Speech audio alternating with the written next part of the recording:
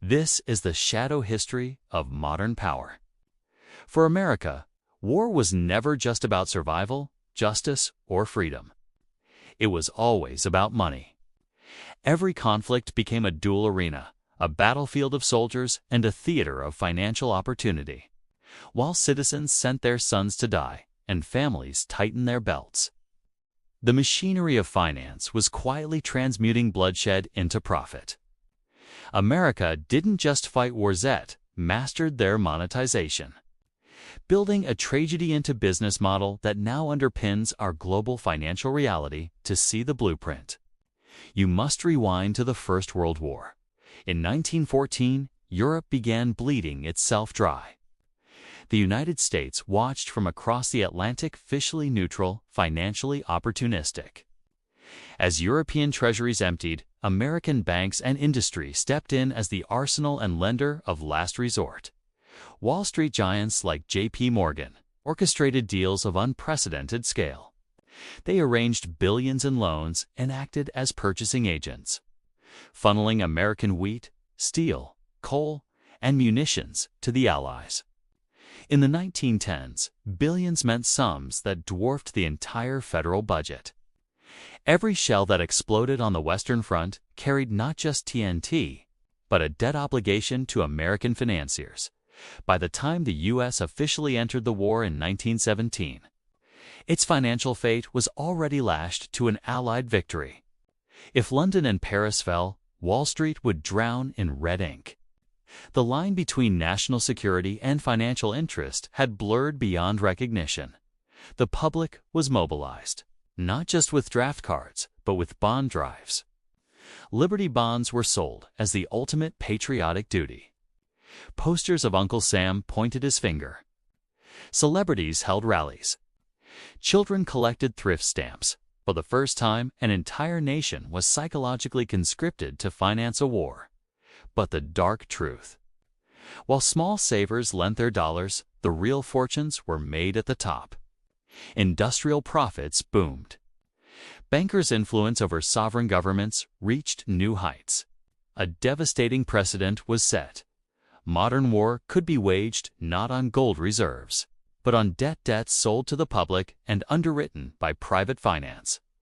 That mechanism never left us. It was merely perfected by World War II. The model was industrial grade. Roosevelt declared America the arsenal of democracy, and its factories roared to life. But the financial engine was just as critical. War bonds were again marketed as patriotic investments. Over 85 million Americans bought them, funding more than half the war's cost. The formula was now refined. Package national sacrifice as a financial instrument, turning citizens into lenders. Corporations like General Motors and Boeing pivoted to guaranteed profit military contracts. The government fronted the capital, the factories delivered the weapons, and shareholders reaped the dividends.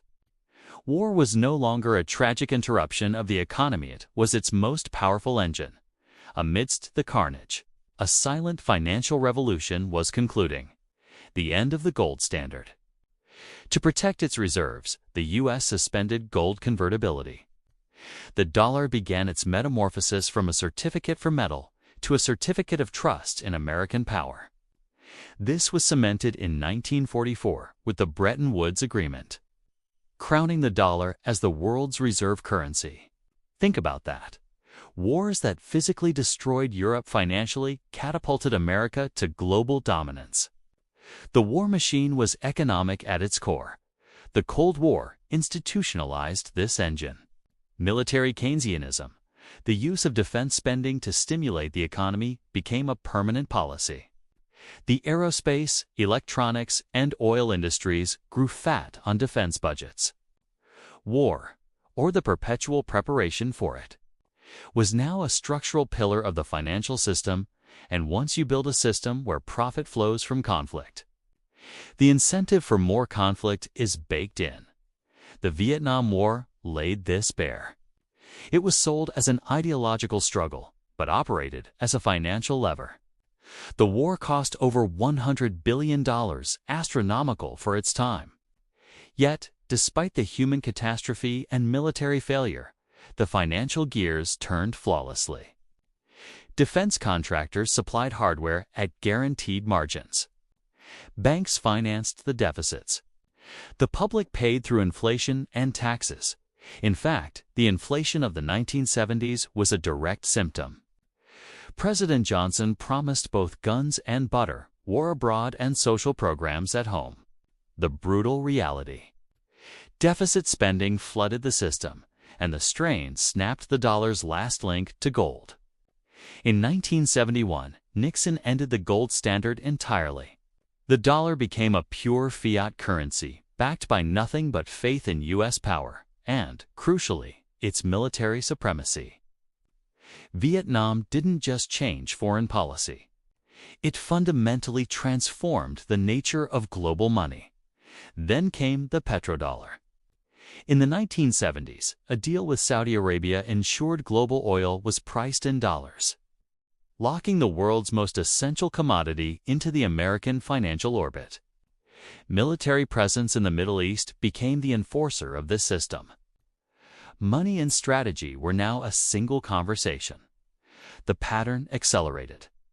The 1991 Gulf War was a brief, televised conflict that doubled as a marketing showcase for defense contractors' latest weaponry, boosting stock prices. War had become a proving ground and a business development tool. Then, the defining tragedy of our century, 9/11s and the War on Terror tire. Here, the financialization of conflict reached its zenith. The wars in Afghanistan and Iraq will ultimately cost an estimated $6 to $8 trillion. When accounting for veteran care and interest. That abstract number represents a generational diversion of wealth money that could have rebuilt infrastructure, revolutionized education, or secured healthcare. Instead, it flowed into a closed loop of corporate contracts. Companies like Lockheed Martin, Raytheon, and Halliburton became giants not through civilian innovation, but through supplying an endless war. The financing followed the century-old playbook: government debt, Fed policy keeping rates low. And the public burden shifted to the national ledger. And here lies the brutal irony. America rarely wins these wars in any strategic sense. Vietnam was a retreat. Iraq devolved into chaos. Afghanistan ended in a desperate evacuation. But from a financial perspective, these wars never fail. The contracts were fulfilled. The loans were serviced. The dividends were paid. For the nexus of finance and defense, the outcome of the war is irrelevant. The conduct of it is profitable. Endless conflict isn't a bug in the system, it's a business model. Today, the military-industrial complex Eisenhower warned about is indivisible from the American financial system. Defense spending consistently exceeds $800 billion annually, supporting entire industries and congressional districts. Wall Street profits from the debt issuance.